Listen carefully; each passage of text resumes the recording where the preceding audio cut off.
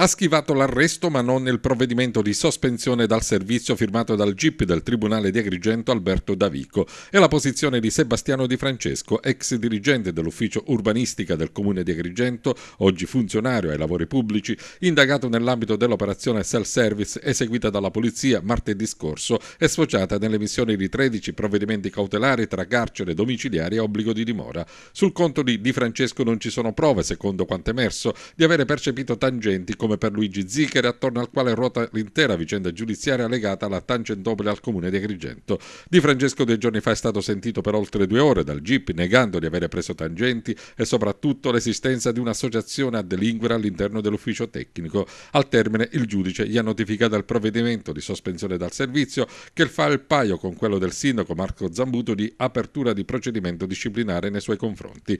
Intanto si sono conclusi gli interrogatori degli altri indagati, quelli finiti ai domiciliari.